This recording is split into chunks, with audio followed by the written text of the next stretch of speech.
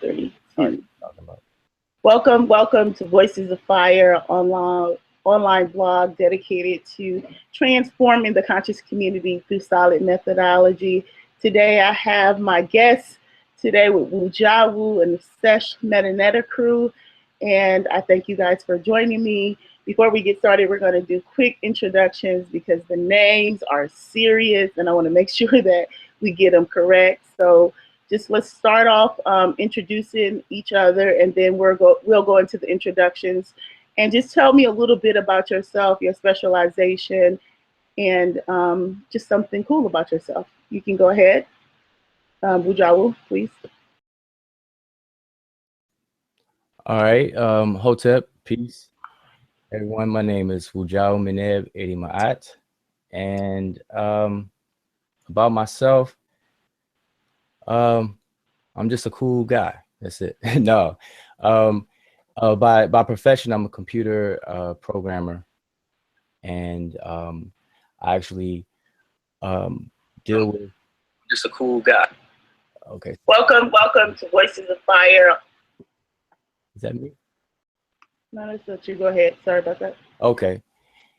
Yeah, so I'm a computer programmer by profession. That's what my training, my schooling is on. But you know, in recent years, I've taken on the task of gaining interest in teaching the Egyptian language known as Sesh Medew Netcher. And I've been teaching it for about 5 years now, and for about over a year online, and prior to that, face-to-face interactions. And I wrote a book, a beginner's introduction to Medew Netcher, as a complementary book to the classes that I was doing. So, what I do now is I teach online, and I'm gonna start teaching in person again. I'm also working on a second book dealing with the grammar of the language. But that's pretty much what I'm into, what I do now. Okay, thank you. Mm-hmm. Okay, go ahead. Let's just kind of go in order so it can flow. Sean, you're next.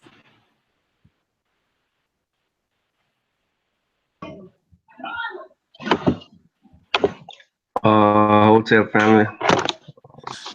My name is Sean.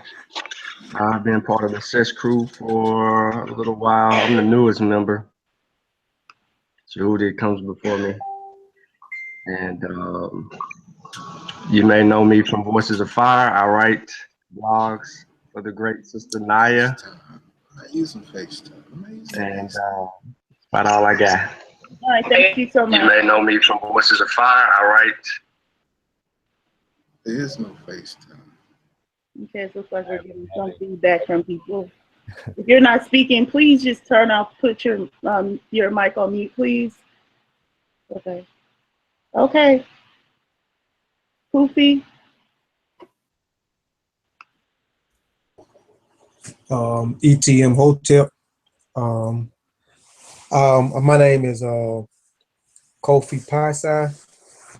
I'm one part of the Seshew crew.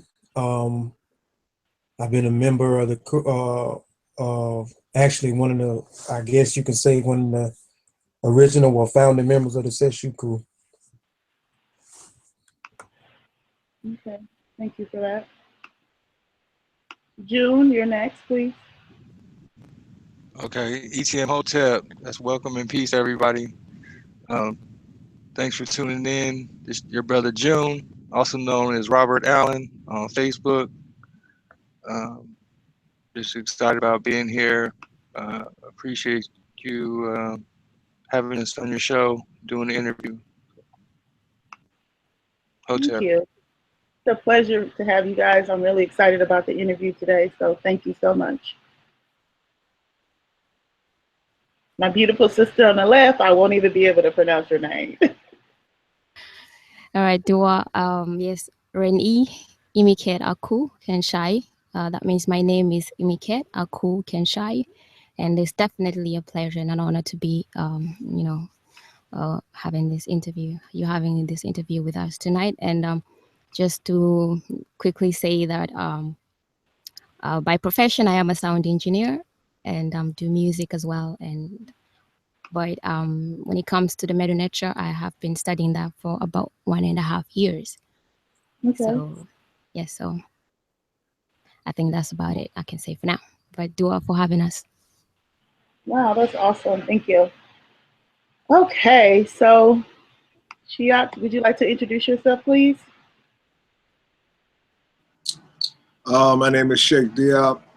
I'm a musician, producer, songwriter, and also I'm doing some writing now.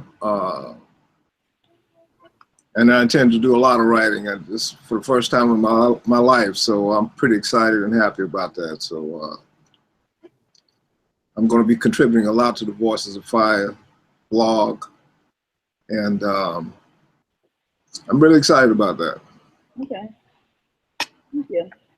Okay, guys. So just to give the audience a quick breakdown on like the purpose of the interview, I think like in our community, it's going to be important that we highlight people who are definitely doing the work in our community. Language is important to our overall growth and our overall rejuvenation. I think that it's key for us to start to study language because I think it's something that we lost during the Great Passages and also slavery. So I just wanted to kind of talk about a little bit about your group and talk about the purpose of you bringing everyone together and starting this group. Wudjau. All right. Well, the group. Well, first of all, the group is called the Seshew Ma'ani Medew Netcher, and that's a title that means the loyal scribes of divine words. The word Seshew, people may be familiar with the word Sesh for scribe. Seshew is a group of scribes, and then Ma'ai is the word for true or truth, and also loyalty and to be loyal. So Seshew Ma'ani Medew Netcher of divine words, and some people may translate Medew Netcher. Well, you've heard Medew Netcher mentioned. Some people translate that as the words of God, but it's divine words. So that's the name of the group. So we're aspiring scribes because we are as a group, we're a work in progress. So we're loyal to divine words and aspire to be those true scribes. So that's the name of the group. And the reason why it was formed was actually it was formed, as I said before, I've been teaching classes, a beginner's level of the language for over a year. And so the first groups of people that have taken my online class have completed the course and have shown proficiency at a beginner's level.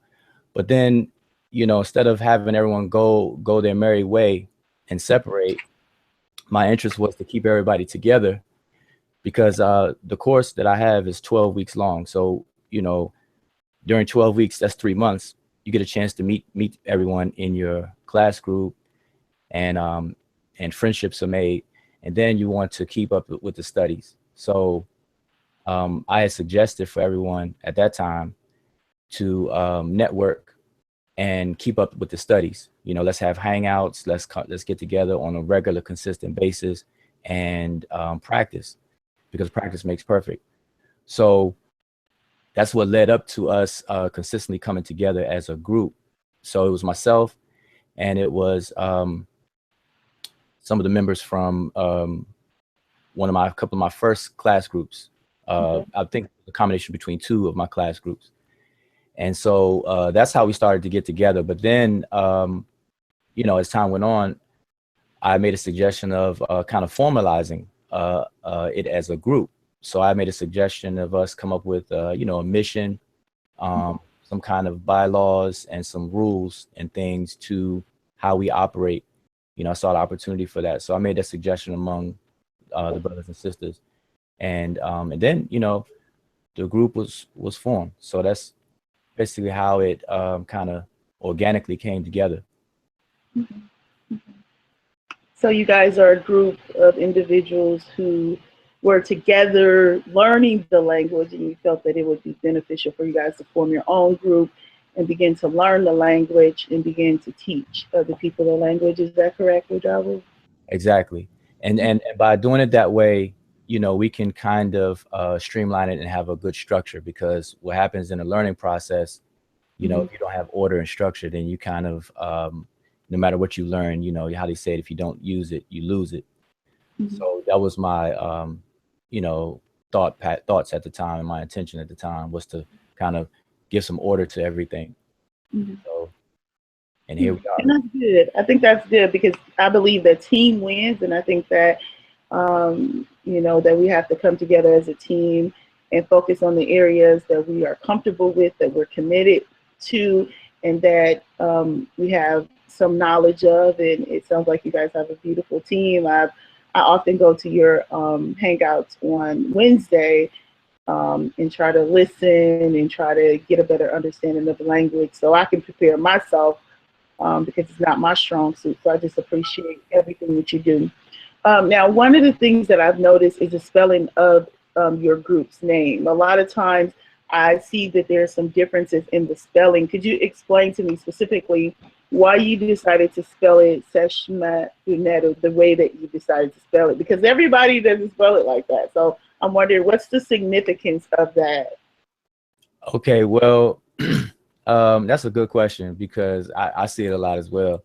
But the reason why is because in the language itself, in the writing system itself, the hieroglyphs, as people know them as, there's no documentation of the vowels. So you're only dealing with a consonantal system. Okay. So what we do, we use a formalized or standardized transliteration system, which doesn't include the vowels.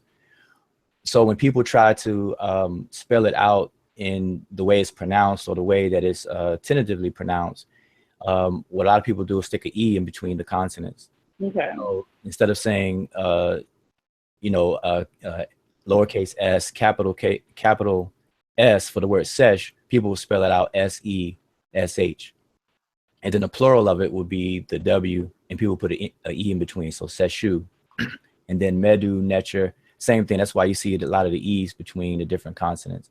But the E's don't exist in the actual writing system. So you have different people who will spell it, trying their best to spell it the way that they pronounce it. So some people will spell it Medew, M-E-D-U.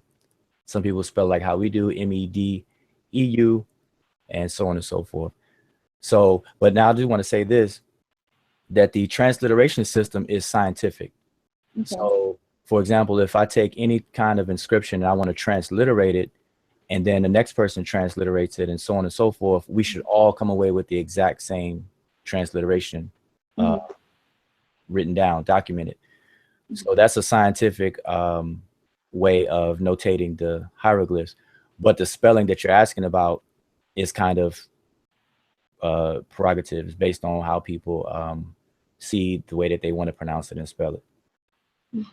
Okay, so we can, in the transliteration, because it's scientific, we can take that and repeat it over and over and get the same results. Okay. Exactly. So Wudjau, I have the pleasure of kind of talking to you a lot because I work with the Amara Squad on the blog. And I just want to know specifically, like, what about you in terms of your training, your education, what kind of qualifies you to talk about this subject, and who trained you? Who's your teacher? Who's your mentor? Who's your elder? Okay, well, like I said, I have a background in computer science. So my profession, I was a computer programmer, network administrator.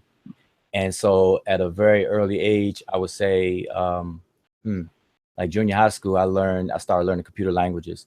Pascal, I believe, was my first language after DOS. Everyone remember DOS, you know, the black screen with just the cursor.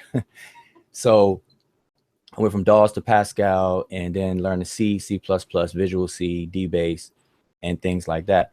And I say that to say is because at a very young age, I learned languages. And what people may not realize is that computer languages, although they're constructed languages, they are they mirror or imitate natural languages that we study under linguistics. So I've always had an interest in that, and plus my strong subjects in school was math and science. So I was always a problem solver, you know, analytical problem solver type of person. So fast forwarding, I've always had an interest in Egypt, Kemet. So in my studies of Kemet, I realized that just like people who are Christians, Muslims, or Jews, in order for you to really practice your religious beliefs or even learn about it, you have to really learn the language of the culture that's responsible for that particular religion. So since for me, it wasn't Christianity, Islam, or Judaism, I had a fascination with Egypt, you know, the same thing applied. So I started to look into wanting to learn the language, so I will know how, you know, how the culture is transmitted and actually learn directly from the historical people.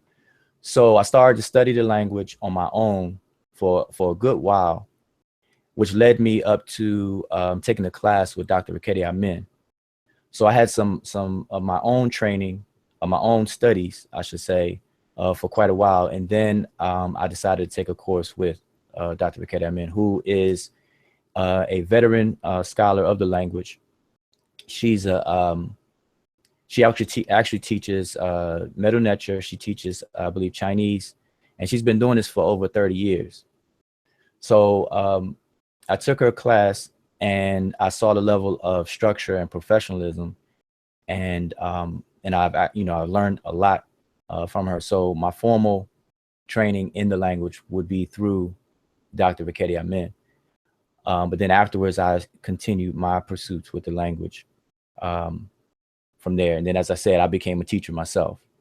So I started teaching, and, you know, teaching in person, I was able to convey the information and people understood, which is, you know, the key to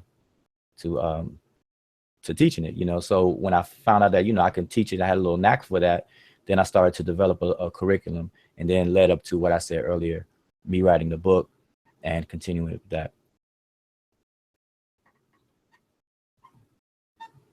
So I think your mic is muted.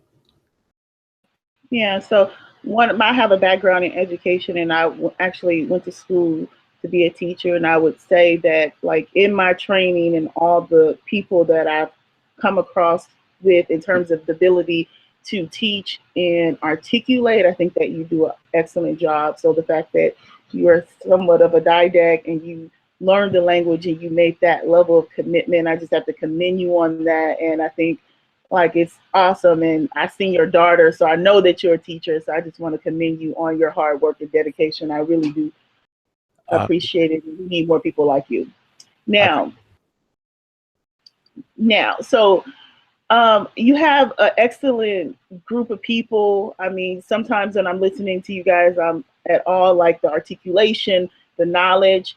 I wanted to kind of go through the panel, and I just want to kind of talk about how long have each of you guys been translating and working on the MetaNetter, and kind of give me a sense of like your inspiration and what inspired you to do what you do and join this group and work with Wudjau and all of the projects and putting this work into the community. So who would like to go first? Raise your hand. Sean, come on. Let's go, brother. I can go. This is Brother June. Can you hear me? Okay. Go ahead, Brother June. All right.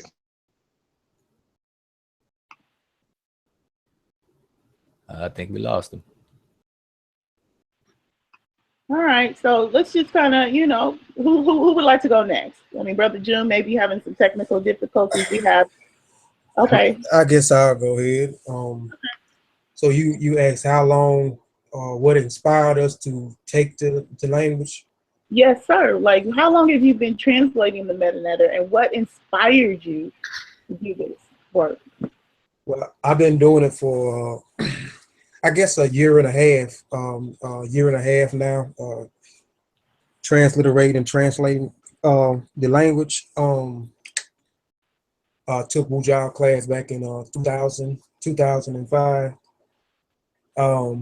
What inspired me is just my quest for, I guess, me wanting more understanding of Kemet at that time. I kind of went through a transition of studying everything so I can have a basic understanding of everything. So I started studying a lot of different cultures, a lot of different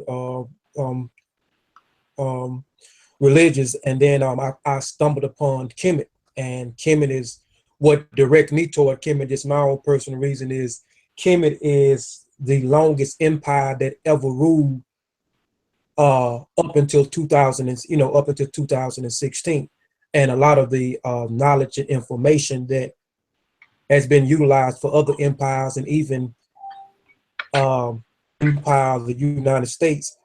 So that would, and I wanted to understand the psychology of the people. So in order for me to have a better understanding of the people, what we say we like to have a meeting of the minds with the ancestors. The only way that I can have a meeting of the minds with the ancestors is to learn the language. So I personally started buying books on my own and started learning before I actually took the class, but still didn't understand certain things about say the Wudjau book, read his book, and then after I read his book, I found out he had a class, and I immediately signed up for the class.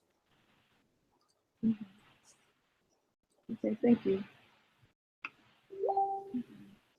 So language is like one of those things where, in our educational system, I don't find that it's something that is really put into focus. Like, what makes the person say, I want to really learn language on that level? Because I know you're inspired by meeting with the ancestors, but it takes a lot of work and dedication.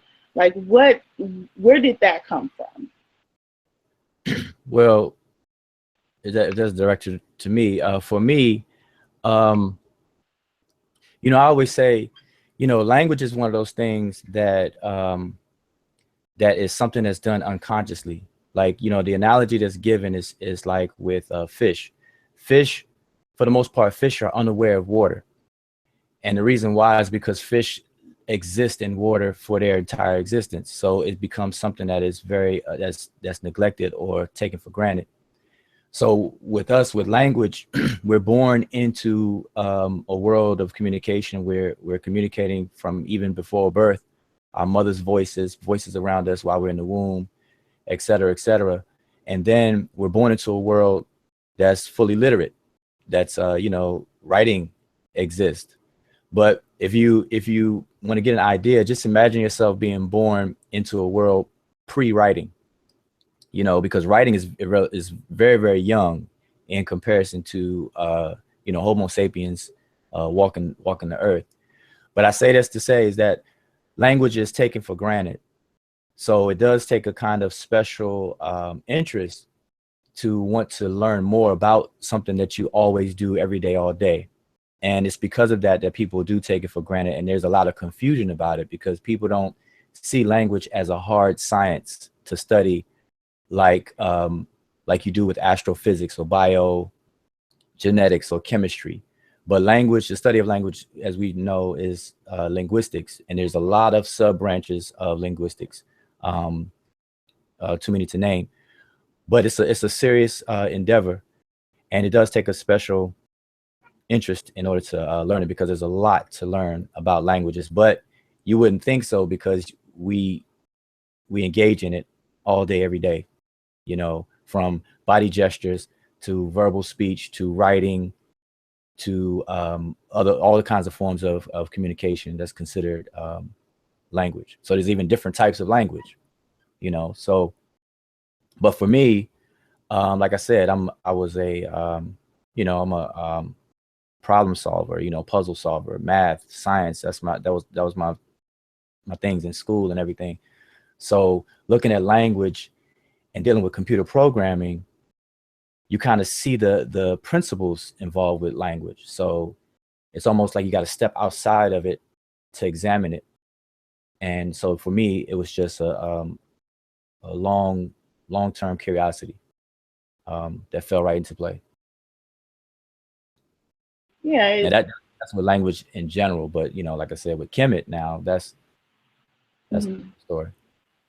Yeah, a lot of times in our community, you see like with testing of children and like intelligence testing, with African children. And a lot of times that's the area that needs improvement. So I think that it's great that you guys are finding a way to kind of tap into that natural ability to speak and to decipher. So I think that's great. So anyone else want to jump in and kind of talk about how long have you been deciphering the MetaNetter, and kind of tell me what your inspiration is, because I really want people to know how important language is and the development of language. I'll go ahead and start. I started, my interest in Kemet started about 2013. I just had to go to my Instagram page to confirm that, because I posted a picture of Ampu, but I thought it was Anubis at the time. So I was dealing with most of my friends around me, immediate friends, they was Hebrews, but they kept bashing on Egypt, and they was trying to get me to be a Hebrew. But I'm like, let me look into this first, you know, like they kept dogging Egypt. So I'm like, well, if that's going to be my enemy, let me study my enemy. But as I got to studying them, I'm like, hold on. A lot of the stuff that I'm seeing around me now, you know, like, and I'm just looking at it. I'm like, hold on, this ain't that bad. So the more I start looking into it, the more I start liking it. But when it comes to the language, I wasn't there yet. I was just into the imagery at the time. So I went on to YouTube. I typed in African history. Mm-hmm. This is gonna be an ironic story too. I typed in African history. I seen a light-skinned brother. He goes by the name of Cyrus Seti. So I clicked on his video. I watched it, and I was like, damn, he know what he talking about. You know, because like I said, I was into the imagery. So I probably burnt through all his videos. And then it came a point to where I got tired of looking at the imagery. I wanted to know what the words actually said. So let's see. At that point, I created me a Facebook, you know, and I had a Kemetic name. Well, I still got it actually, because I started studying myself. I came up with a Kemetic name, made my Facebook page, and started adding people with like names. And I didn't have no books or nothing. I was just strictly watching things off YouTube, and I was doing it on my phone too. So I'm just looking. I'm like, okay. Then I bought me a laptop because I didn't even have a laptop. I bought a laptop, and I really start finding people. So that's how I ended up finding Wudjau. But I was watching like Hebrew videos and SETI videos, and I'm a Rock Squad. I wasn't even aware of them. I was aware of Wudjau because he came out with the book like around 2014, right? Mm-hmm. Now, do you have any technical experience in language in your background? Well, I went to school for cognitive psychology, and mainly deal with like critical thinking, like perception, how you perceive things. It does deal with language use. It's in the criteria, the way we process information, things like that. But with like strictly language, no, but it does deal with language use. Okay, thank you. So it sounds like you said, it's something that was like, that really caught your eye because you were listening to people in the conscious community and you felt that you wanted to get involved in it. How difficult was it for you to go to the symbolism to the actual language? What was that process like? How long did that wasn't difficult. It was, the difficult part was finding somebody who actually was doing it, because like the stuff we doing now, I wish I could have had that back in 2013, 14. Okay. People every Wednesday and Friday breaking it down for me, because there was no videos. Nobody was doing it. Like, I mean, nobody was doing it. So that was the hard part. The learning the language, that wasn't hard, because like I said, I started doing that on my own. Like, I figured out the alphabet, like the first signs that we know, and we call them monoliterals, and then I just start writing those down by hand and figuring out what king's names had these same symbols in them, and then figuring out the king's name and what that symbol meant.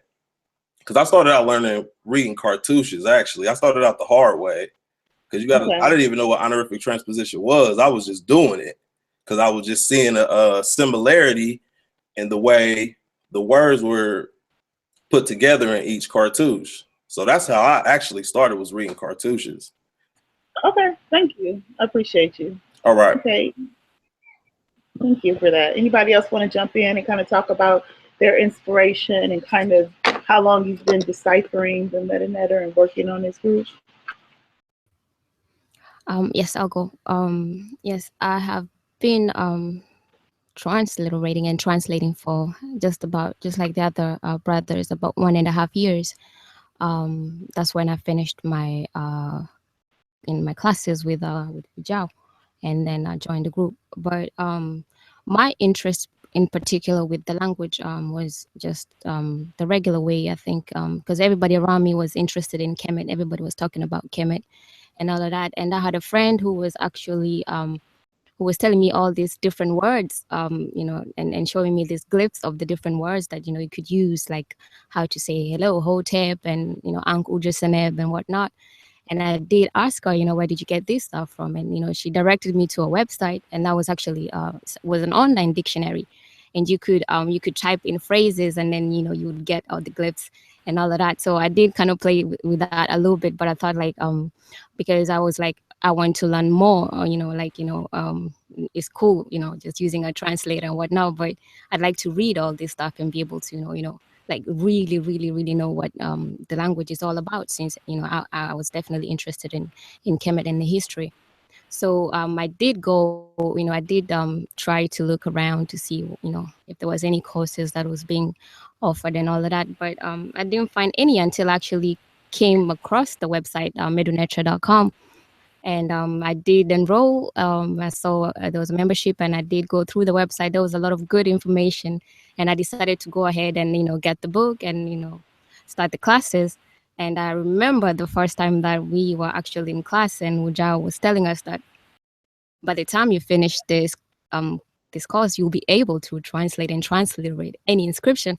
And to me, I was looking at that like, oh, that is impossible, you know. Because you're not just learning a language, you're actually also learning a new script.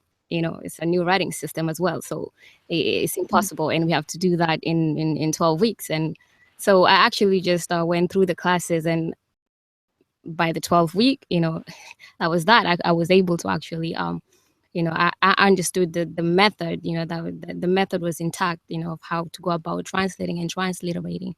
So when I did finish that, you know, I joined the rest of the brothers, you know, at the Seshew. And then I think what propelled us up to this level, it was just, you know, doing what we do every week, you know, just coming up with freestyling and you know, and going through all kinds of inscriptions. Some of them we do online, some of them we do behind the scenes. And yeah, so that is definitely what propelled me into that. And but yeah, you know, my journey just started with a low interest in Kemet, but Okay. And how did your technical background assist you in becoming a language expert? I think what helps me is because the method that I use, because I speak different languages. I think I speak 4 languages at this moment, but 3 of them I was able to learn naturally, and which is English, Swahili, and Luo. And then my 4th language, which is Danish, I had to learn it technically and also at an adult stage. And you know, using that system, I think, and it was for me, because that was possible, I was able to see that, you know, I can definitely learn this language, and I knew what I had to do in order to be able to learn that. But on the technical part of it as well, being a sound engineer, I think that kind of helped me also along, because there's just certain things that we have to do, and, you know, like trying to figure out is breaking down things. There's a method, and if you're used to doing things with the proper method, I think when you take in or you tackle any project, it's much easier than just going randomly. So having that discipline of learning the technicality with sound engineering, and also, you know, learning different languages at different stages in my life, I think all those culminated into me being, you know, finding a way that I would be able to learn the language easily or easier. Okay. Now, in your country of origin, do you feel like language is something that in the education and primary school system, do they focus on language for African people, or is it something that African people are required to kind of socialize their children into? Partly both ways, because we where I come from, I'm from Kenya, and our national language is Swahili. And other than that, we have different tribes. We have about 42 different tribes. So the mother tongue, I think, is expected of us to be able to learn that on our own, or within our surroundings. And then Swahili, we also learn it within the surrounding, but we also have we have it as a curriculum in school. And then the English comes in the fact that most, especially where I come from, is different from country to country. But in Kenya, the educational system is based in English. All the books are based in English, so that everybody has to learn. But that we do learn from school on the first day of school, in kindergarten, and all of that. So those three, I think everybody has to kind of automatically learn them at a young age. Okay, thank you for that. I appreciate it. I always like listening to you speak. You're so articulate, and your voice is just beautiful. So I appreciate you being on the panel today. So I just want to switch gears a little bit, because this week I've noticed that in your group, you guys have kind of changed up your logo, and it's it looks different. It's something, it has like a pyramid at the top, and it's very detailed. Wudjau, can you talk about that a little bit for me? About the new logo that you've been kind of putting out on Facebook. I know a lot of times with you, you're kind of putting stuff out there for people to learn and to kind of grasp. Can you talk about that logo that you posted, I think, last week? Yeah, that's funny, because I try to teach in everything I do, even the graphics and stuff like that. So, but as far as the logo, I don't know. Let me I can share it, and then cool. Let me do that. Give me 1 second here. Yeah, let me know when you can see it. Okay, yep, that's it. Okay. Okay. Let's kind of talk about that and what this means. Okay, yeah. So our actual logo itself is the same, Seshew, Medew, Netcher, but this is something, a visual representation of what I call our basically our curriculum. And like I said earlier, in a learning environment, the best learning environment is when it's well structured. That's why I'm a firm advocate of institutions, and that's basically a long-standing African tradition dealing with initiation houses, initiation systems. But what you're looking at on the screen, if you can see my cursor, this is basically our curriculum. So we start at the bottom and work our way up to the top. Now, it's 3 levels. You see over here, level 1, 2, and 3, and it's divided on the pyramid. And these are figuratively associated with the seasons, the Kemetic seasons. So we have, excuse me. So we have in Kemet, there were 3 seasons consisting of 4 months each. The first season was called Aket, which was the inundation season. This is the season of the flooding of the Nile. And then the second season was the season of emergence, which is called Peret, which is when the land started to emerge again, and people were to be able to plant the seeds and everything. And then you have the season of harvest, which is called the season of Shemu. So the pyramid is divided into those 3 seasons corresponding to the 3 levels. And like I said, I always try to tie things in either metaphorically or allegorically with the realities that we find in Kemet itself. So an inundation is likened to the level 1 because you have to have fertile ground. So the Nile flooding provided that fertility for the people on the second level to plant the seeds. So you need the first level first, the fertile ground, and then you plant the seeds on the second, and then on the third you harvest what you sowed. All right, so that's the analogies that are given here. But the details of it, on level 1, we have stage 1. So the 3 stages per level, totaling 9. So we have stage 1, level 1, which is a foundation in Rani Kemet, Sesh, Medew, Netcher. Rani Kemet is the indigenous name of the spoken language in Kemet. Sesh, Medew, Netcher is what people call hieroglyphs. So stage 1, we start off, which is what I've already been doing with the beginners, with the book, A Beginner's Introduction to Medew, Netcher, and the courses that I've been doing so far. That's all stage 1, level 1. So we have to get on a firm foundation, all the basic principles of the language is taught. Stage 2 of level 1 is when we get into the grammar and the penmanship. So, and that's the current book that I'm working on. It should be out before March, by March of next year. So, and I intend on starting those classes, but that's stage 2. And then stage 3 is a beginner's level of historical comparative linguistics, because there's principles about language around the world that we should know to help us better even understanding the Egyptian languages. All right, so that covers level 1. And then from there you go to level 2. Stage 1 of level 2 is the recovery of the historical pronunciations. Now, earlier you asked me about, why are people spelling things a little differently?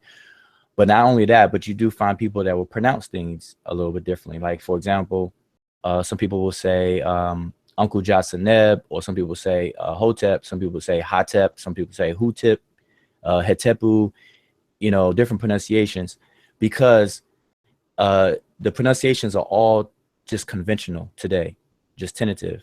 They're not meant to be historically accurate because, like I said, the language writing system did not document the vowels.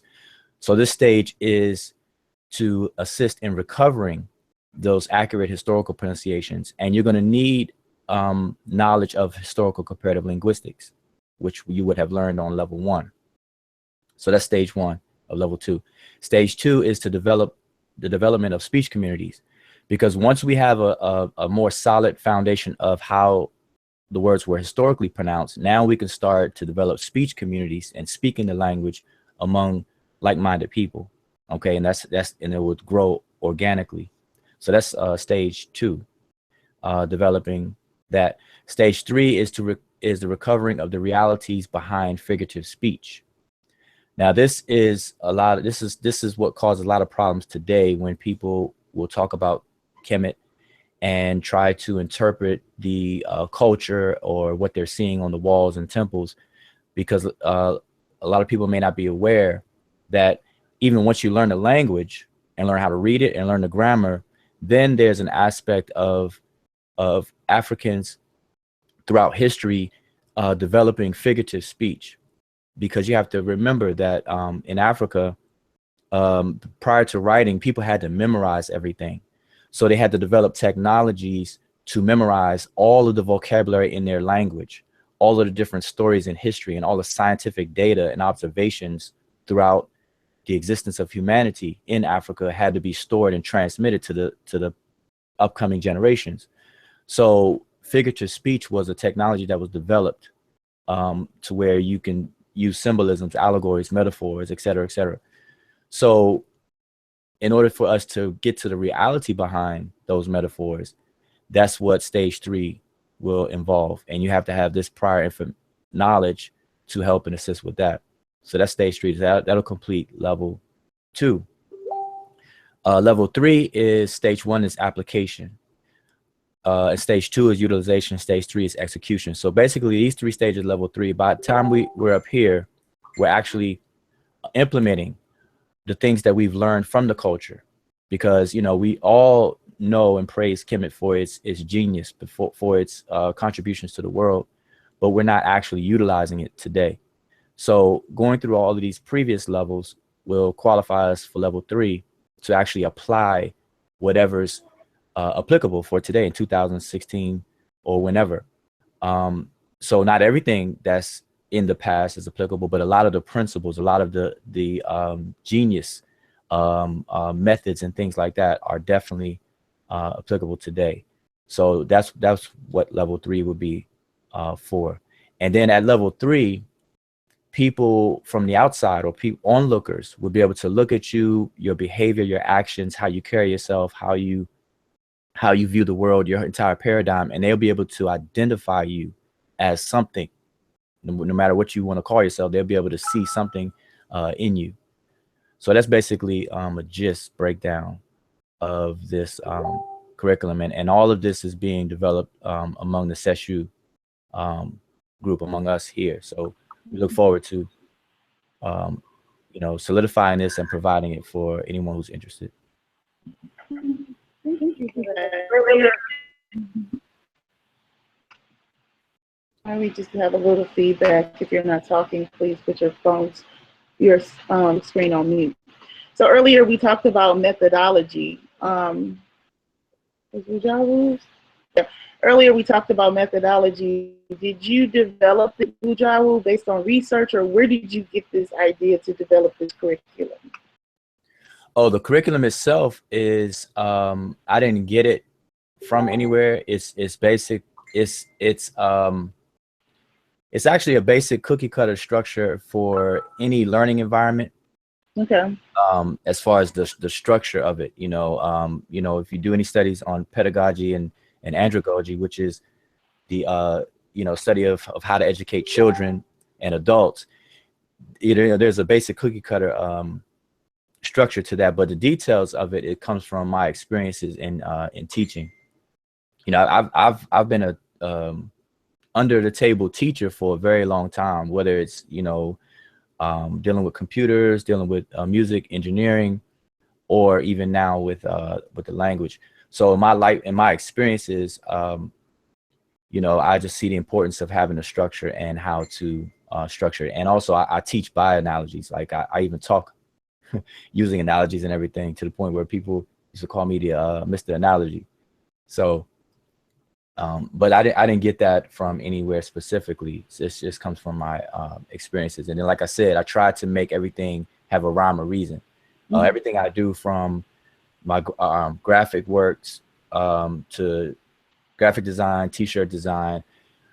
If you ever ask me about something I do, I'm able to break it down and make it make sense to you, or I allow other people to figure out on their own. So I like to put education in every single thing I do. So even in the diagram I just showed, people can actually learn something. They can actually learn about the 3 seasons in Kemet and what they applied, and actually internalize it. Like, okay, the flooding, of course, okay, the flooding, so the soil is nice and moist and dark and rich. Now you plant the seeds, you got to weed out everything. So it's a whole cultivating process. And then on level 3, now you can reap your harvest, chill out, sip on some pina coladas, and enjoy what your hard labors. So that's basically. Now, I've noticed in the conscious community, there's a lot of different groups of people or individuals claiming that they have or have not deciphered the MetaNetter. Is this a standard methodology that these people use, or is this something that you branded and developed on your own, like for your group? Well, the diagram I just showed, that is the overall curriculum, but the actual method to transliterate and translate Egyptian inscriptions is different, and that is a very standard, straightforward method that is solid, that's immutable. Everyone does it. Even if we were to be able to time travel and go back in ancient Egypt, the ancient Egyptians themselves performed this method. Obviously, they wouldn't see it as a method or see it as something that is, that stands out, because it was something that they did naturally. But the method itself is 4 steps to the method. And basically, and we do this even in English with all languages. So the 4 steps, briefly, step 1 is when you're looking at an inscription, you have to determine the direction in which to read it. Okay. Because in the Sesh Netcher, there are 4 possible directions. It's either in columns or in rows, which covers two directions. Then you can go from right to left or left to right. Never diagonal, never in circles, as some people, try to claim. But those 4 directions, so you have to determine those directions first. So that would be step 1, and that's easy. And I'm sure anybody on the panel can elaborate further. Step 2 is to identify every single glyph that you see. So basically, you have to identify them all individually, and then that's step 2. Step 3 would be to identify words, which means you have to do pattern recognition. You have to actually see, instead of seeing individual glyphs or individual signs, now you have to group them together and see words. And then you have to be able to look up those words into vocabularies or dictionaries. And then step 4 is to come away with a sensible translation. That means you have to come away with the meaning in your target language, and for us it would be English. So those are the 4 basic steps, and I was being brief about it, but those are the 4 basic steps that every single person does, whether they're conscious of it or not. That's what you do. So that's not something that I invented or any one particular person invented. That's the tried and proven method.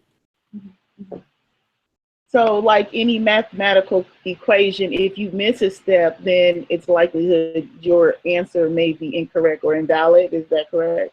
That's absolutely correct. And in fact, like in math as well, you'll just get stuck.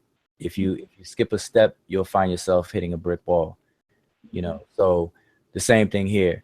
If you skip those steps, you'll have a hard time, to the point where you'll be unsuccessful. Okay. Thank you. So that kind of brings me to the question of decipherment. I know December the 18th, you have the Amaranth Squad, Young Pharaoh, and SETI, sponsored by House of Consciousness, Sonetta. You guys have a debate in New York on December the 18th, and you guys will be— Not a debate. I'm sorry. What would you categorize it as, Wudjau? No, go ahead. I don't call it a debate.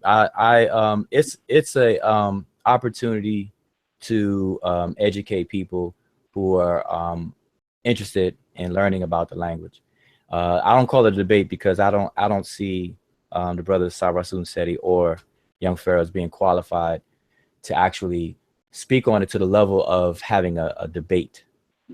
I really don't, because this is not something that you can microwave or learn overnight or learn within a month and think you're equipped to debate. Now, I know Sarasun Seti claims that he's been studying for 30 years. I just find that very, very hard to believe. And in fact, I see no evidence of that whatsoever. So that's those reasons I don't qualify it as a debate. But yeah, it is an event that's going on, and I that people will learn a lot from it. Okay. So the title or the headline of the debate is the decipherment of the Netter. Could you please explain to me specifically what decipherment means and give us a good understanding specifically of what the points of contention will be? Well, yeah, that's the title. Has the Medew Netter ever been deciphered? Or actually, the claim that's being made is that the Medew Netcher has not been deciphered. So what people have to be clear on is that when you make a claim, the burden of proof is always on the claimant. So the burden of proof is on Sarasun Seti and Young Pharaoh to prove that the Egyptian hieroglyphic writing system has not been deciphered. And so far, if you watch the videos and you watch the conversations or you watch the posts on Facebook, there is a gross misunderstanding of what decipherment is and what the process is from the start. So that's why, again, I wouldn't call this a debate. But the definition of decipherment, or what decipherment is the elucidation of the relationship between a writing system and the speech that it represents. That's what it is. So in other words, decipherment is a process that will help you understand the relationship between a writing system and the speech that it represents. Because writing is the graphical or visual representation of language, speech. So when you're deciphering something, you are establishing the relationship between the two. and understanding that relationship. Okay, so, and I know a lot of people confuse that with translations, and that's different. You know, some people will say translations and decipherment is synonymous. And on a layman's level, in common conversations, that's understood. You know, like if someone were to say it to me, I understand what they mean by that. But technically, which is what this field is, it's a very technical field, and you have to be precise with your definitions. It's different. It differs from translation. Translation involves 2 languages, whereas decipherment involves 1. That is the major break between the 2 definitions. Translation is when you are transferring meaning from a source language and transferring it over into a target language. Okay, so it involves 2 languages. So that means as a translator, you have to understand both languages to be able to successfully do that. Now, if you do it in writing, they call that they will call you a translator. If you do it verbally, they call you an interpreter. So a translator is different than an interpreter.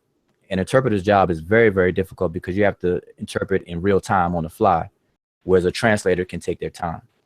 So that's the difference between the 2. So again, decipherment only involves 1 language and a writing system. And what you're doing, the process of what you're doing is you're trying to establish and understand the relationship between the 2. That's what decipherment is. And this is something people have to understand going into December 18th. You know, and I did my best on Facebook and in the Hangouts to explain that way, so people won't come in, you know, with a misunderstanding. Okay. Thank you for that. One of the things that I've been kind of thinking about with the Amara Squad and you guys making the claim that this is a teaching moment, why is it important for Amara Squad who have, you know, people like yourself, Sanjeti, Asar, I mean, who has some serious work? Why would you accept a debate with Seti, who's, you know, really a god in our community for other reasons, but in terms of language, I'm not sure if he has that experience or that technical background. And then Pharaoh, who's seemingly young, ambitious, and seems to be more of a marketer than an intellect or a scholar. Why would you choose to debate people who don't seemingly have the same credential or even the same experience and background as you with this work? Well, I was opposed to the event, you know, and really the only way that I can even make sense of the event or my participation in the event to make sense is for me to view it as a teaching moment. And that's why I'm hard not calling it a debate, because like you said, I don't see the brother, you know, with all due respect to the 2 brothers, I don't see them as qualified debating. I mean, I've seen the talks that they've done. I've seen the videos. I've seen the videos that young Pharaoh's done. I've seen the videos that Sarah Sunseti has done recently, and, you know, throughout his career. You know, like Satep mentioned, you know, I used to watch Sarah Sunseti's videos, his older videos, and neither one of them have shown me any evidence whatsoever that they are qualified to speak at a level of trying to argue a point or whatever the case is. Not even to have an opinion, you know. So so to answer your question though, like I said, the only way it makes sense to me is because this is something that I deal with the language. Like I said, I've been teaching it for 5 years. I've been dealing with the language for approximately 10 years. So I'm 10 years with experience with the language. And, you know, I see it as an important step for us to learn. I share that, or I should say, a lot of the elder scholars share those sentiments as well, especially Dr. Rikedi Amin and Dr. Theophilo Benga, that it should be mandatory for us to learn this language. But so in that sense, I see it as an opportunity to teach people well, you don't have that long to teach, so it's not going to be like a class, but to at least expose people to some of the general ideas about the language so that people can see the importance of learning it and kind of clear up all that foolishness that's being said, that the fact that it hasn't been deciphered, and the other side questions that have come up about the language itself. So, you know, I just see it as a teaching moment. Okay, well, I mean, so I think that, you know, I like arguing, I like debating, so I can appreciate the need for the debate. But in terms of those who are qualified to teach, Walter Williams is one of a great scholar in our community. And I know that you said that Pharaoh and young Seti, not young Seti, sorry Seti, Seti and then young Pharaoh aren't qualified to teach, but many of their positions are backed by Walter Williams, who is qualified to speak. So how do you get around Walter Williams? Because I hear that you've been working on some work attempting to refute his claims that it hasn't been deciphered. How are you going to address Walter Williams? Yeah. Well, see, I like the way you put that. Also, see, Walter Williams, he wrote a book in 1992. Matter of fact, I have it right here. I don't know if you can see it, probably backwards. The historical origin of Christianity. And like you said, he's a well-respected elder. Matter of fact, if you didn't see him and you were just to listen to him speak, you would actually think that you're listening to Dr. John Henry Clark, because he has the same kind of vocal mannerisms, the same kind of voice as Dr. Clark, at least in my opinion. So he's well-respected. But I read his book and I came across in the appendix. Well, I've kind of known Dr. Williams' sentiments about the language not being deciphered, but he specifically mentions it in his appendix of his book, where he says that the Medew Netcher has not been deciphered. And if you look at his arguments, they are pretty much the exact same arguments of the recent uproar about that from Sarah Susan Seti and young Pharaoh. Whether they got it directly from him or not, those are the same arguments. So because Walter Williams is respected, and because he's a published author or scholar, he's more, I would say, worthy of addressing. So what we've done as a group, the Seshew Medew Netcher, we have taken the time out to actually write a rebuttal to his claims in his book. So we are just about finished with it, but we are going to publish it, and it should be available by December 18th for the event, for the divine intervention, as Unc likes to call it, but the event on December 18th. So in our book, we actually rebuttal all of his claims. Well, he has one main claim, but then he has kind of a couple of sporadic points. So we address them all, you know. So now he's someone who is worthy just based on the strength of, you know, his tenure in scholarship and him being a published scholar. So he's like I said, he's a person that's worth taking the time out. But now to speak to his claims itself, you know, I don't think Walter Williams is qualified to make those claims in terms of those fields. Now, his book is not all about that. So we do make it clear in our rebuttal book that we're not rebuttaling his book as a whole. We're just rebutting that one claim that he's making within the book. So, you know, he's a respected elder, and he has a lot of good information. But on that subject, the subject of the language, he's not qualified. And it's really, really evident in the book, and we point that out. Okay. So then we talked about Seti, we talked about Pharaoh. Now we're on Walter Williams. Just for the sake of the audience and just being clear what you mean by he's not qualified. He's a respected scholar. He's a historian. He's done a lot of work. Why isn't he qualified to talk on language? Well, it's like, well, you have to go by the evidence, because I don't, like I said, I know he didn't go to school. He's not considered a linguist. Okay. And you don't have to have a PhD in linguistics to be a linguist. So I don't want to misconstrue that either. So you have to go by the way he articulates information dealing with linguistics, whether he's qualified to actually speak on it. And And there's portions of his book where he goes and explains the origin of the letter J. And in that section, he starts to make comments about the Egyptian writing system and the Egyptian language. And then in the appendix is where he lays out his claims. In his claims, you'll know. Okay, I'll give you an example. Let me just read one just to give an example.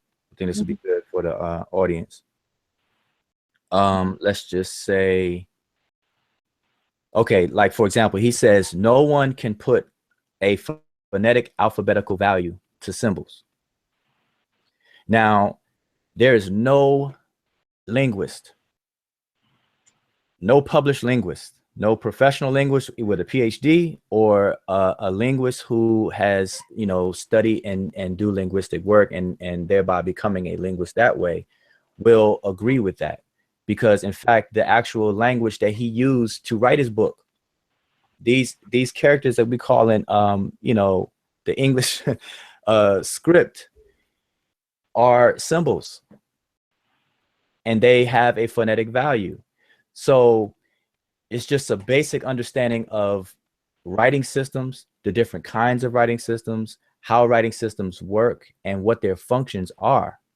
That you learn at a very basic level, or you have to learn at a basic level to you know, have a well-informed discussion about language. And Walter Williams, with all due respect, Walter Williams doesn't show that at all by making a comment like that. He said, you know, you can't assign a phonetic value to a symbol, and that's just incorrect. And I'm just using that basic example with English. You know, we don't see it as symbols because the characters in English, the 26 letters of the English alphabet, they're not pictorial in nature. So the 26 letters are not tangible things. When we look at the A through Z, they're not tangible objects that we see in our environment. But for people like the ancient Egyptians or the people of the Nile Valley, they were genius enough to utilize as their repertoire of things to choose from. They chose pictorial items from things in their environment. The natural flora, fauna, and the man-made objects in the Nile Valley were chosen to represent elements, linguistic elements of their language. It's just, you know, as simple as that. So that's where people have a problem, you know. So it's not really about their qualifications, their technical background. It's more about their body of work and their ability to articulate the basic of language and articulate that they have a sound type of methodology and they're using language appropriately. Is that correct? That's right, because I don't want to misconstrue. You know, Walter Williams, like I said, Walter Williams is respected, and he does have his credentials in areas that he can articulate, and he does a very good job at. So that's why I want to make the distinction that on the subject of linguistics or on the subject of the ancient Egyptian language, that's where I find fault in his work or his ability to articulate it. So that's why I mean he's not qualified in that area. Okay, so you said your book will be available December the 18th. Will you be releasing that on Amazon or another platform? Yeah, it'll be available on Amazon as well as Netcher.com. So, and it's a collective effort from the whole group.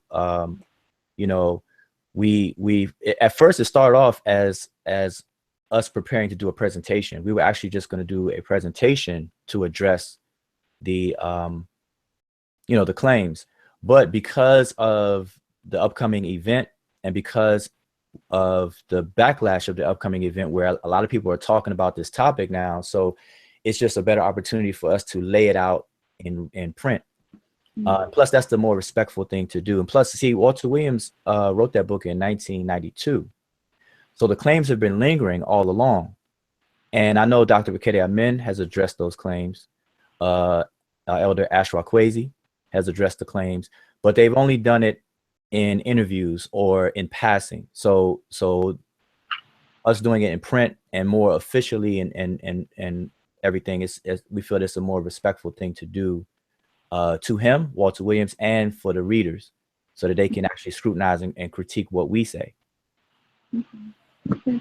Does anyone else want to jump in and kind of chime in? We have time for at least 2 or 3 more people. I know you guys have your crew here.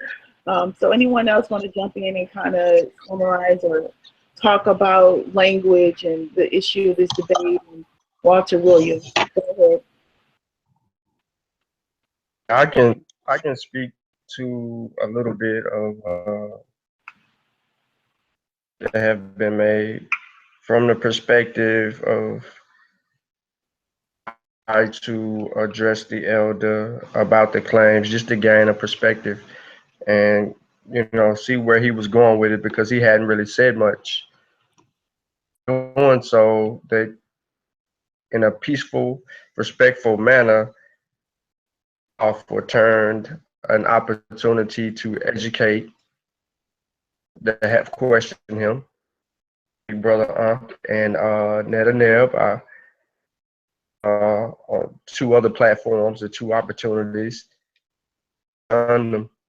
So it's kind of, you know, like once you read my work, then, or you know, he left the door open for people to critique the work from a respectful manner, as long as it was done in a respectful manner. So we are critiquing his work and on the claims. And actually, you know, in a particular interview that Walter Williams did, he actually challenges anyone to get his book and critique it and rebuttal it. So we're basically just answering his challenge, you know, with respect. You know, that's one of the things that I wanted to say as well. I forgot to mention about the group. You know, I mentioned the name of the group, but as a group, you know, like I said, the Seshew Monumental Netcher, we you know, we're not a closed group, so we're you know, we're taking new membership and things like that. So I don't know if you were going to get into that or anything like that, but unless you want me to go ahead and speak on that. Yeah, go ahead and speak on it. I think that's wonderful. Let's talk about the group and talk about membership and what people can do to sign up. Okay. Well, the reason why I brought that up is because one of the requirements for membership in the group, matter of fact, it's a co-ed group. It's male and female, men and women. And there's 2 main requirements to join the group. One is that you have to show suitable proficiency, at least at a beginner's level, of transliterating and translating Egyptian inscriptions. So now you can do that by either taking the course that I've developed and taking the course with me, or someone who's teaching the course that I have, because I'm the only teacher now, but once I start teaching the grammar, then one of the other Seshew members will be tackling the beginner's level as far as being an instructor, a Siba. But so you can take the course, and through the course pass a final exam to actually prove or show suitable proficiency at that level.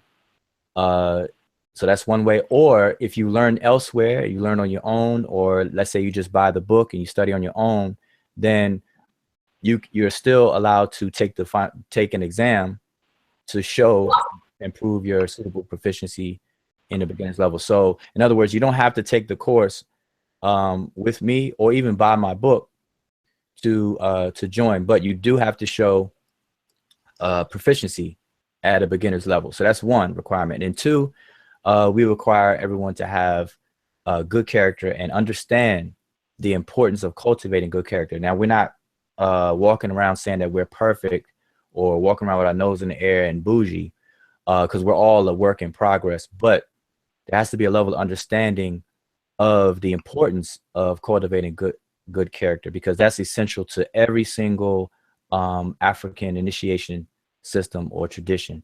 One of the core tenets is to produce good people. It's all about, you know, your relationships that you establish, you know, for all of humanity and your surroundings and things like that. So those are the 2 main requirements to join. So we don't just let anybody on board. It's not a favoritism type of thing, whatever. You know, so it's basically, so it does have those 2 requirements at the very, very least. Mm-hmm. Okay. And so if someone is interested in signing up to the course, they would email you or send a chat to you and just ask for directions on how to get started. Is that how that works? Well, the website. We Okay. have a website. It's medunetcher.com, and it's mdw-ntr.com, medunetcher.com, and all the information is on the website. But I'm very visible on Facebook, you know, and Google Hangouts from time to time, so people can contact me directly or any of the other members of Seshew.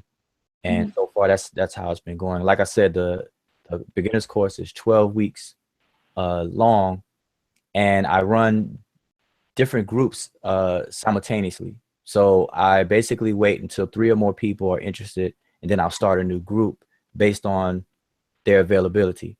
So let's say, for example, I'll have a group for Sundays at 7 o'clock, and it may be 5 people, but then I may have a different group on Mondays, and we'll just walk through the entire course based on the group where we can meet on a consistent basis. Okay. Okay, so, you know, as a teacher and as an educator, I think that it's important for you, like you said, to learn, for us to learn language. Could you like kind of go through the panel right now and kind of tell me a little bit about each of the people on this panel and their strengths and why they are important to your group? All right, you gonna put me on the spot there. Okay. Yeah, I was wondering we were gonna start getting to the hot seat. Because, you know, like I said, well, all right, let's see. Let me look at the avatar. I'll start on my left. Brother Damo.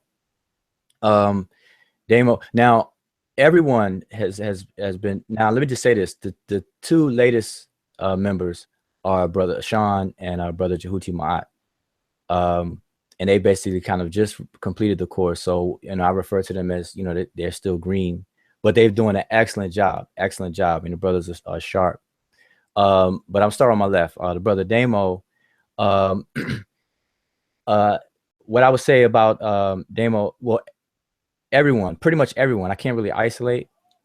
Everyone picks up fast, picks up the information very fast. And, you know, and I'll put that on them instead of on me, you know, my ability to teach, you know, because I could pat myself on the back and say, hey, you know, look in the mirror and say, oh, man, you're just a good teacher, boy. Wow, goodness. No, I won't do that. I'll say that that I'm fortunate and blessed enough to have these minds, to one, to be interested in the language, and 2, trust me enough to allow me to, you know, teach them or educate them on it and everything. And I learn from them as well. But the Brother Damo, he's very articulate in the method of the 4 methods that I mentioned, because when we have hangouts, he's the one that explains the step 2, identifying the signs, and he does an excellent job at articulating that entire step 2 of the methodology.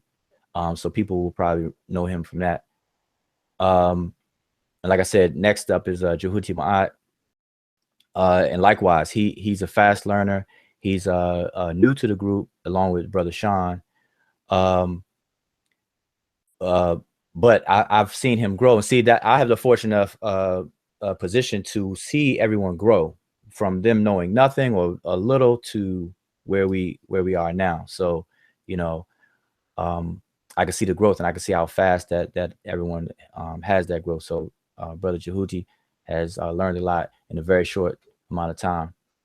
Sonat Emiket,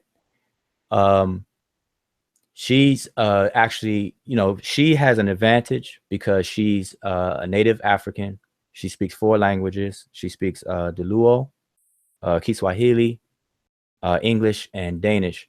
So when you're bilingual, or, you know, have multiple languages, you're already wired to learn. You kind of can adapt really fast. So she's a very, very, very fast learner. She catch on to things very quickly. And she's even taken on to another level. Now, I've seen her push things further because she's we call it study-holic. And also, she's developed her own curriculum and course in the penmanship. So she's done some of the pictures you may have seen on Facebook. She's done some outstanding work in terms of actually doing the penmanship, so much so that she's going to actually teach that. So we're going to offer penmanship classes on how to actually write it. And by writing it, I mean the Sesh Netcher, which is the formal pictorial looking script, and then the more simplified version. So she has 2 of those under her belt to be able to do that. So she's doing an excellent job with that. Brother June, likewise, fast learner.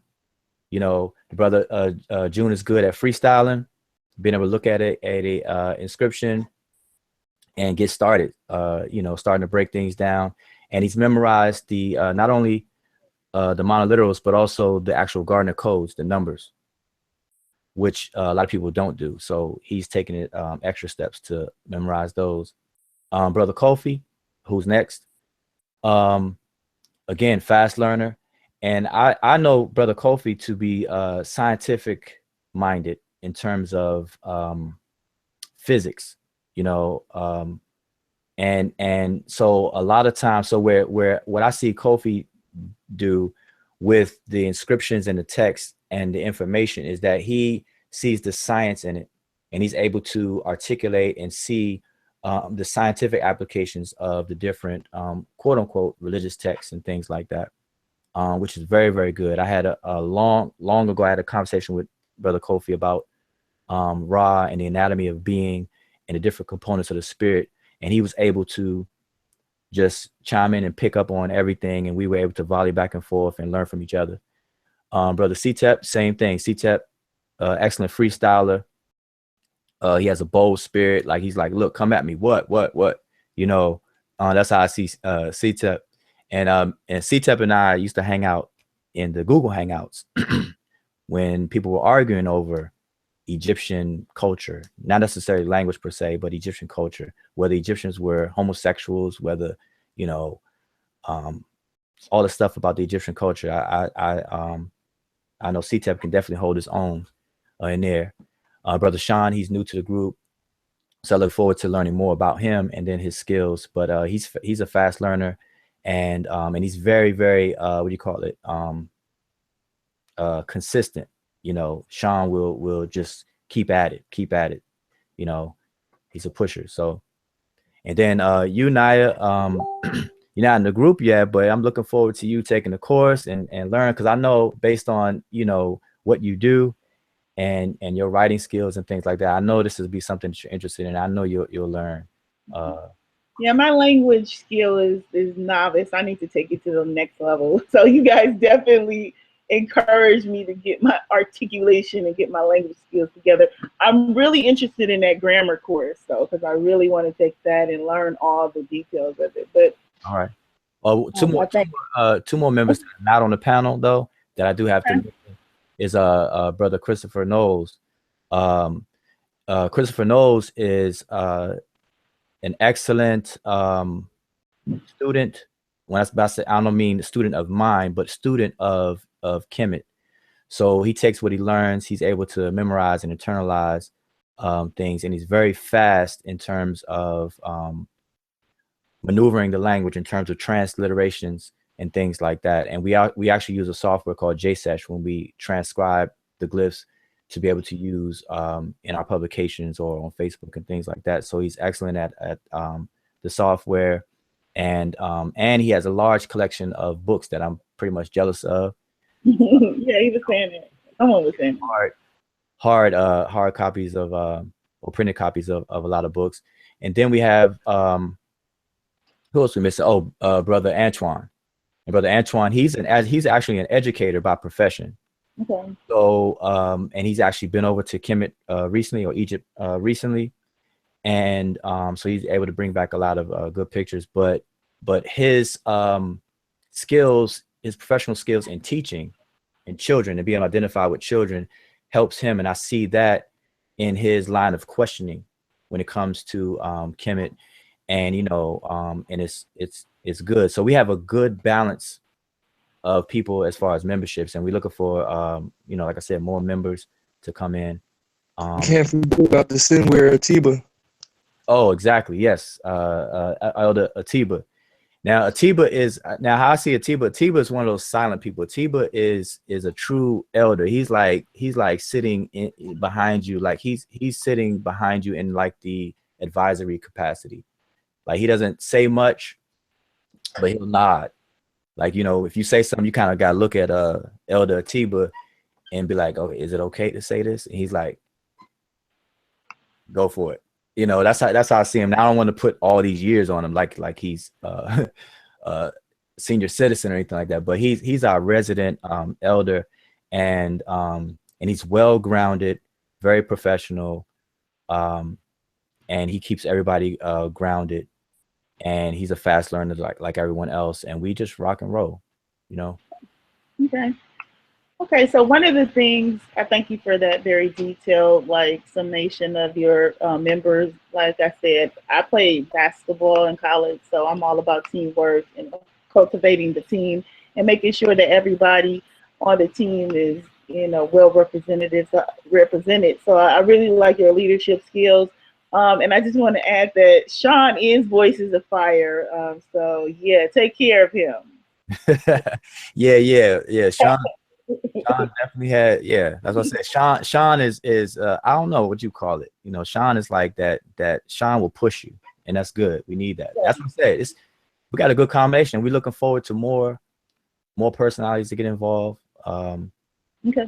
But I do want to say, like now our group is not some like club hangout clique type of group. We actually are, like I said, I showed the curriculum, but we are actually making progress and putting in work, you know. So we don't want people to think that you're gonna join and then it's something to just be able to say, hey, I'm a member of this and just kind of sit back. No, you know, there are things to do. There's so much to do. There's a lot to learn and there's a lot to do, you know. So we're tackling one thing at a time, and the more members we have, more quality members we have, the more we can get done. So we meet every week, whether we do public hangouts, Wednesday, Divine Words Wednesday, we have Freestyle Friday, and then we have Welcome to the Sabaite Dome, where we kind of mix the two, where we address silly claims and things like that. But even outside of that, we meet. Okay. You know what I'm saying? Even if it's just for half an hour or an hour, we meet, and we're always doing something. We're always messing each other, you know, like that. So, yeah. So I just wanted to add on what Wudjau was saying. When we meet, we also, classes, our classes still continue. So the meetings is not just to kind of like be like, hey, buddy, but we do actually go through the curriculum. So every week we actually do our studies as well. So it is not just a group per se. Okay. Right. Okay. So one of the things, I'm happy to hear that you guys are meeting and you guys are actually doing things. I know a lot of times in therapy, we teach like there's essentially 5 stages of change. And there's the first step is pre-contemplation. It's people are just thinking about changing. Contemplation, people are ambivalent about change. And preparation, people are preparing to change. And then action, people are taking action towards change. And I think in this community, it's important that we get more groups and more teams who are taking action towards change. So just in closing, I wanted to say, where do you see yourself in the next 6 to 12 months in this group? Where do you see this group going? What activities do you have planned? Kind of what's your goals for 2017? That's to me? Yes, sir. Okay. Well, in six months to a year, I believe that's what you asked. Well, in 6 months' time, I can definitely say that the rebuttal to Walter Williams will hopefully have a little circulation so that people can critique it and start the conversation up again. You know, so I look forward to entertaining, you know, the feedback on that as a group. That's 1. 2, the grammar book will be finished, and by that time I'll already be starting the grammar course. So I look forward to people who are already proficient, who have not involved with us, but they may be interested in taking a grammar course. So I see that in the next 6 months to a year, to that be fully implemented. And then also I see us actually doing more publications. This particular rebuttal is our first publication as a group, the Seshew Medew Netcher. And we're actually working on other projects to publish, because it's about publication. It's about you know, not you're just putting a slideshow together and doing presentations all the time. You publish works and then you do presentations based off of the work, and not the other way around, you know, which is a little bit better. So I see us doing publications and doing our own transliterations and translations, because in our practice we've actually found mistakes with seasoned scholars. You know, matter of fact, I don't have it right here handy, but in Faulkner's version of the Runu Peret Heru, which most people know as the Book of the Dead, there are mistakes in the publication. You know, and I don't think it's mistakes of the author's knowledge, Faulkner's knowledge. I think it's just a mistake of somehow the translation got mixed up from a different translation from a totally different papyrus, got stuck in this book. But nobody would know that if you're not familiar with the language. You're just going to read the English and that's it. So in our practices and our picking these different inscriptions and just practicing, we've seen errors like that. I'm just giving you one example. So we may publish a couple of those things that we found, you know, with that. So within 6 to 12 months, that's a couple of things that I foresee, you know, being realistic. And further than that, further out. Oh, and also we will be engaging in that'll be stage 2 of that pyramid that I showed you. Okay, good. Anybody else want to add to your vision and where you see the group going in the next 6 to 12 months? I think Kofi has a book that he plans to release. So I think he would be better to talk on that. Okay. And presentation. Oh yes, like the Saber said, just more publications. I've been working on a book for a while. It actually was a presentation about Ra, and the name of the book is the Ra Doctrine, the Overstanding of Ra and Different Manifestations of Him. So it's just basically giving a breakdown of what Ra is and actually what some of the Netchers is, and comparing biblical texts, African spiritual texts, and modern science texts to get together and just giving a basic breakdown of all three. And basically I'm saying different things, but they're basically saying the same thing. So I'm just trying to give everybody just a better understanding of basically the how things came into creation.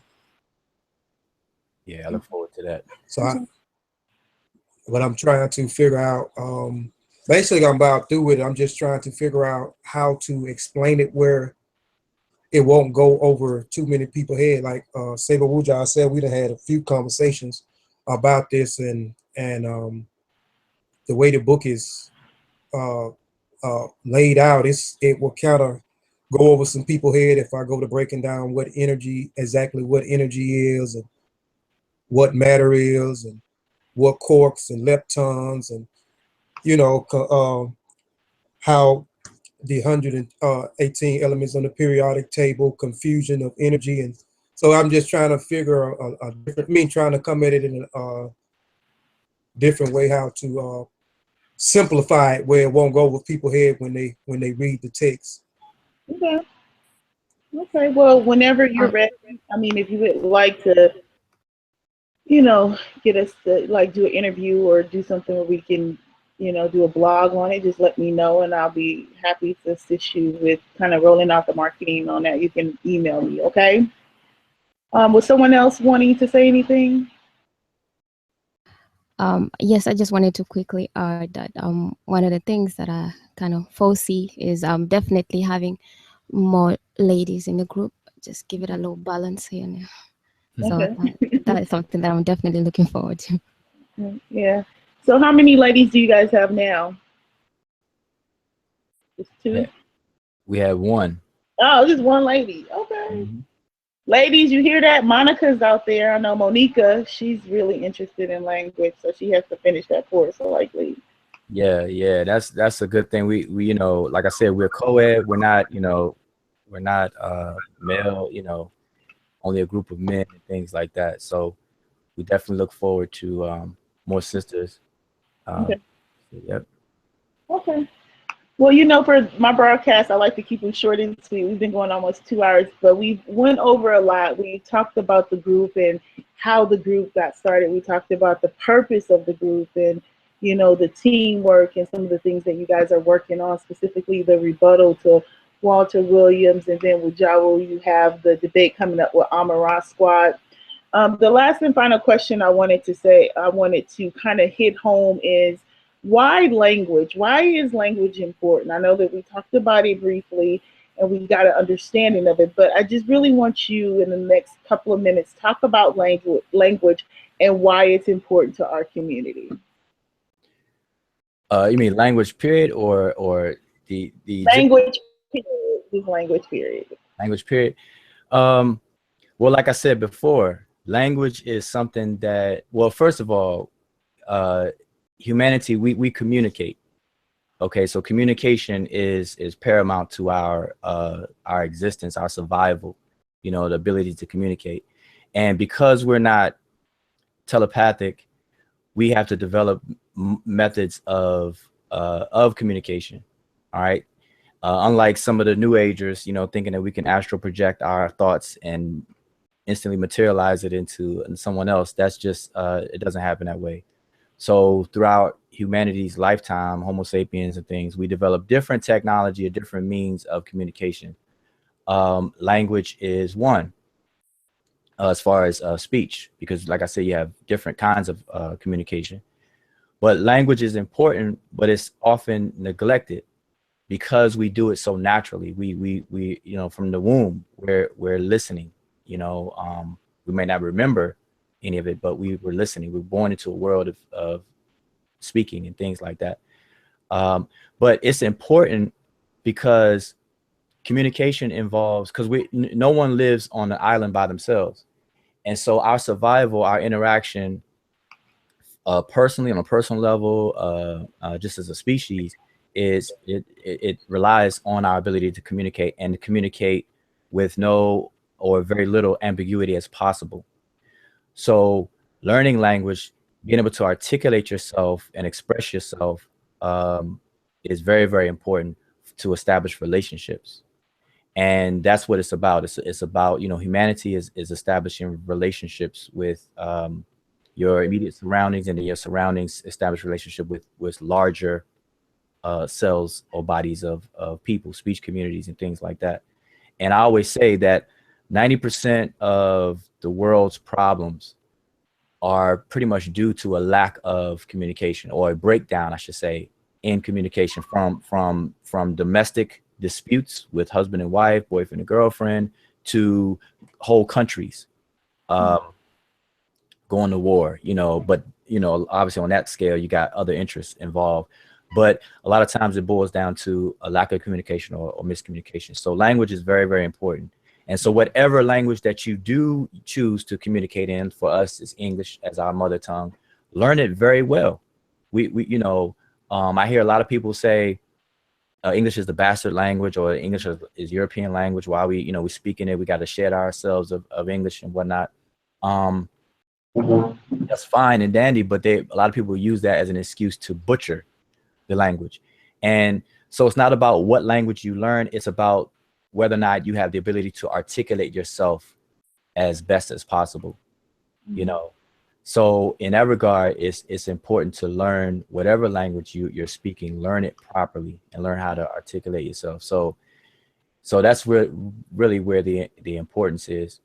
But now I do want to say real quick though, along with that, when you start to speak about a specific language, like the Egyptian language or whatever, then people will, outside of people who are interested in it, the feedback I get is, well, it's a dead language, so why should we learn that? It's a dead language. It's not doing anything for me today. It doesn't help me make my money, feed my family, and so on and so forth. And I hear that a lot. And to that, it speaks to the importance of language in general, but also specifically with Egypt. The importance of us learning the Egyptian language is to have a meeting of the minds with the genius of Egypt. Obviously, you know, ancient Egypt is ancient. That's why we say ancient. But to have a meeting of the minds of the genius, because everyone can agree, whether you like Egypt or not, everyone will have to bow down to the greatness of Egypt. Even, you know, from the Greeks to every nation around the world bows down to the greatness of Egypt. So in order for us to tap into, not just be spectators looking at the greatness from a distance, you know, hurrah, hurrah, I could wear the Ankh, you know, put this symbol in our movies and things like that. Instead of doing that, in order to tap into what made the civilization so great, in order to understand that and to utilize that, you have to learn the language.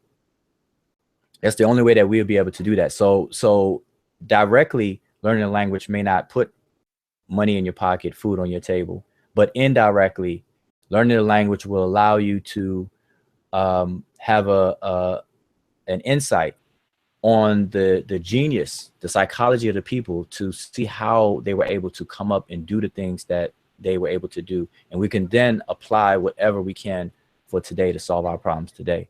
That's where the importance comes into play. And this is echoed by a lot of the African scholars, such as Dr. Ifalo Benga Shekanda Diop and Dr. Kedi Amin now, who is pushing that very, very hard. Wow.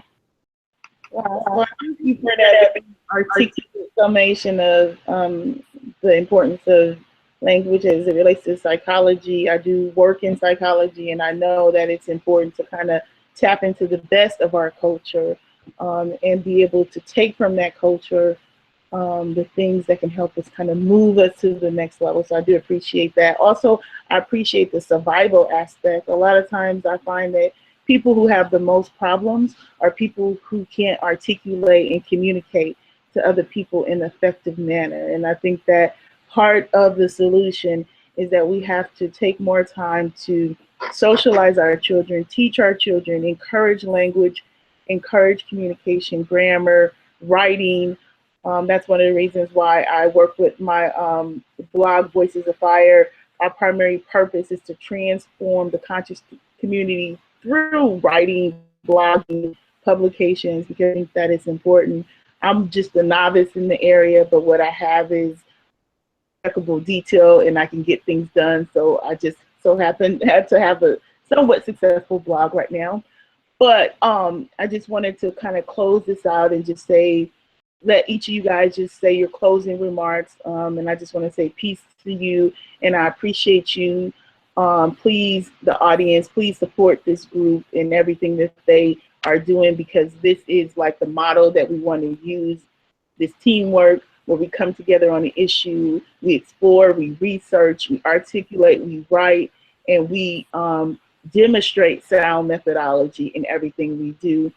That's what my blog is dedicated to. I know that that's what Amara Squad is dedicated to, Mossy Clan Warriors, all the affiliates are dedicated to. So I thank you guys for being on the panel. I want to give each of you guys an opportunity to just say your closing remarks, because I want to be able to leave this panel and make sure that everyone has an opportunity to just close out just briefly, 60 to 90 seconds, and then you know, to the next time we meet. I appreciate you again. All right, thank you, Sister Nye. This is Damien Damo. I never got a chance to introduce myself, came in a little late, but I come out of Oklahoma. My ties to the languages, I took French in school, I learned Spanish. I have a musical background producing. I love my group. Thank you for letting us on. We do have a mission. It's not for us. It's not for instant gratification. It's more for the future generations. We're trying to build something, a cornerstone, so we can push it forward. And we understand that. And it's a long process. And again, thank you for having us on. Hotep, this is Sen Jehudi. I want to say much love and thanks to Sinet Nayab interviewing us today. And I'm just here to support the Seshew family. Peace and Black Power. Hotep.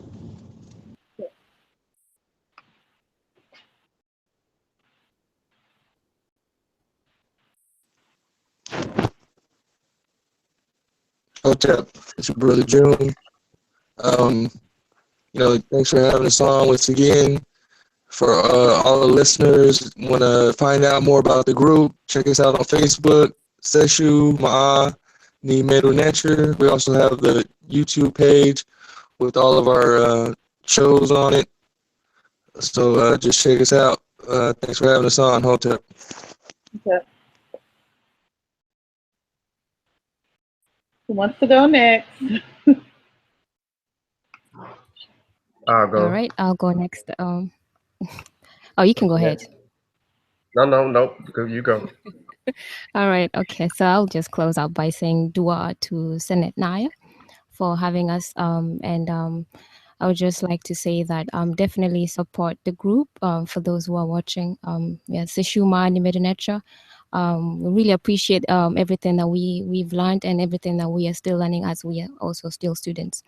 And what we do, at least we try to show, if you go to our YouTube page, we have our shows every Wednesday and every Friday, Divine Words Wednesdays and Freestyle Fridays. And it's just, we just allow you to watch us grow and hopefully show other people that you can definitely learn the language. So you will actually get to see us grow, and hopefully it will be something that might interest you, and you might look into learning the language, as we need more people to have an interest in learning the language. So do that, and dua again, Senet Naya, for having us tonight. Who wants to say? All right. I appreciate everybody tuning in. I just want to thank Naya for having the crew on. Appreciate everybody for panel and those who wanted to tonight, and giving everybody an opportunity to be able to, speak and let people know who we really are and what the group is about. As a writer for Voices of Fire, this is enlightening as well, because a lot of times we're so caught up in the work, we don't get a chance to really acknowledge each other outside of, the pat on the backs that we do here and there. But somebody else's platform and speak about what we do is thanks for having us. Thank you. Appreciate you. Okay. So who wants to go next? Well, close it out, Wudjau? yeah, I don't mind closing out. I want to say dua to you, Sister Naya, for allowing us or having us on your platform and on the show and doing the interview. I think you're a good host and good interview. I thought I was going to be in the hot seat. I thought, I was getting ready. I had to do some push-ups before I came. But I appreciate the opportunity to talk about the Seshew itself, the group itself, because sometimes when you're too close to something, you really don't see it. So we don't talk about ourselves, or we don't tell people about ourselves. And plus, it kind of feels funny to talk about yourself. It comes off as being vain or bragging and things. So I appreciate you having us on the platform and asking the questions to allow us to talk about it. Because when you ask the questions, it forces you to kind of think about the group in that way. So it's good. And again, I want to let the listeners know that tune into our Facebook group, as Brother June said, Seshew Medew Netcher, as well as our YouTube channel. And we try to become the change that we're looking for by trying to lead by example. We do our best to lead by example. And by that, I mean in character, how we conduct ourselves, how we engage in scholarship, because there's a way of engaging in scholarship. And sometimes I see people kind of take it a little too far and things like that. So we try to lead by example, even in that respects, and on the actual work, specifically in terms of the language. We want to show people that, one, don't be intimidated if you see a bunch of pretty looking pictures and you're trying to wonder what it's about, because if we can do it, anybody can do it. So we show that every week. So if we can do it, we want to remove that intimidation out there. And I want to give a shout out to, I'm also a member of the Amara Squad. So I want to give a shout out to the Amara Squad, brother Uncle Keck, the Magi, Jonathan Owens, Asai Imhotep, brother Sanjeti, as well as the Masi Warrior clans. You have brother Nahisi, brother Ben, and I'm probably forgetting a lot of others. But you know, come December 18th, be prepared to learn. Come with a pencil, pad, pen and pad, or your iPod, iPad, tablet, or something like that. Be prepared to learn. Be prepared to do some fact checking on the spot, because one of the things that I foresee during the event is basically just clearing up a lot of just misinformation. Because like I said, the burden of proof is on Sarasun Seti and Young Pharaoh to prove that this language that we do every day, all day, hasn't been deciphered, which I'm confident that they will not be able to do. So then what's left for us to do is basically just kind of, you know, remove the confusion from everyone. So that's what I said. So again, I just want to thank you for the opportunity to be in on the platform. And I want to thank, you know, the members of the group for being in the group and you know, being consistent with everything. And we look forward to new members. Yep, it looks like Sarah Susan Seti is live now, so that should be interesting. So again, I just want to thank you guys, and I'm going to peace everyone out. You guys are fabulous. If you ever want to write for Voices of Fire, if you ever have an idea, please don't hesitate to outreach me so we can get a blog out there about language. And I just want to say peace to you guys. Black African Power.